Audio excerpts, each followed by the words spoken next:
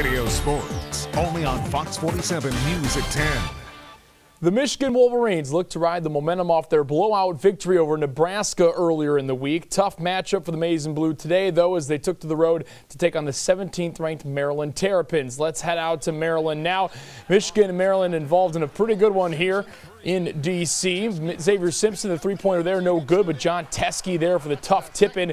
Michigan took a 2-point lead. Teske finished with 11 points and 10 rebounds, a double-double. There's two more of his 11 points, on the little slip screen there. Nice pass by Simpson. Michigan had a 2-point lead. Then just before the half, Simpson doing it himself this time, gets the layup to go in the lane. Not exactly sure how he got that one to drop. 12 points and 10 assists from Simpson in this one. Michigan had a 4-point halftime lead. In the second half, things still going back and forth. Michigan here, a little kick out to Isaiah Livers. He's starting in place of Charles Matthews today. Gets the three to go. Michigan was up by 1. Livers finished with 11 points on the night. Ignas Brazdeikis, he was hearing it from the Maryland student section all night, but he gets that three to go. He finished with a team-high 21 points. Michigan was up by 6. Then Xavier Simpson, the patented hook. Little Kareem Abdul-Jabbar going on there. Michigan goes on to win this one 69-62. All 5 Michigan starters scored in double figures. Now the focus will shift back on Michigan State as the Wolverines travel to East Lansing next weekend. The Michigan State women's basketball team wrapped up the regular season today with a road game at Minnesota. The Spartans were 9-8 in conference play coming into the contest. They needed a win to finish above 500 in Big Ten play. The Spartans' road struggles, though, continued as they fell to the Golden Gophers 81-63. Minnesota was in control throughout this one. Michigan State finishes as the 9 seed in the Big Ten and will face the 8 seed Northwestern at noon on Thursday in the Big Ten tournament. The game will be on the Big Ten Network. I know it's going to be a tough for us, and we haven't really performed that well on the road, so we had to play well. We had to do some things well. Defensive rebound was one of them, not fouling was another. We didn't do either of those things, but give them credit because I thought they did a great job doing that, and their key kids stepped up.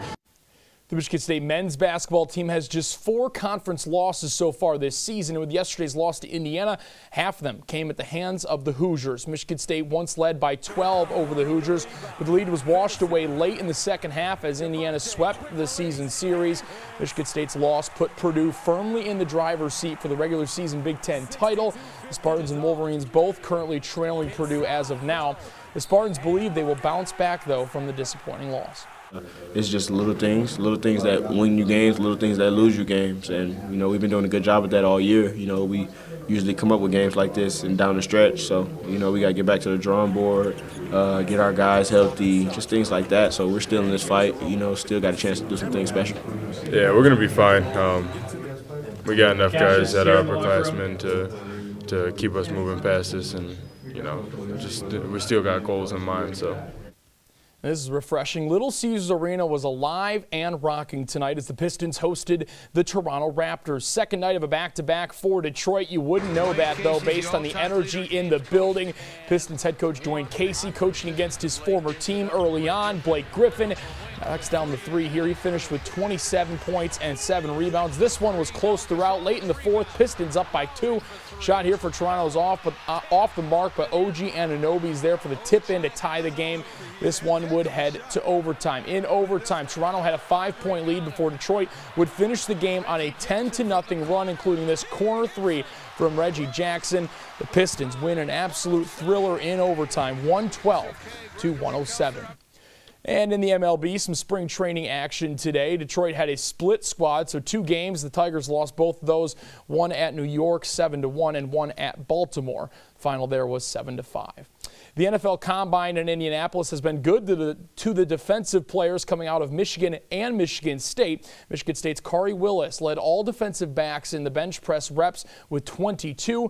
Former Wolverines Chase Winovich, Rashawn Gary, and Devin Bush all had good performances as well. Each of them finished near the top or at the top of their positional groups in multiple different drills. After their performances, the Wolverines were explaining why they would make good choices in the upcoming NFL draft.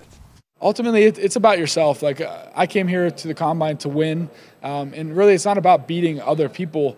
It's about beating the expectations that you set for yourself. Being an edge rusher, I love to get after the QB, and that's a part of my game I'm improving in, and I'm love doing it. And I also like the fact that I could do anything. You could put me anywhere, and I'll be that type of player that you need to cause havoc. What you see on tape is real. It's what you're going to get 100% of the time, and, you know, it's no fluke.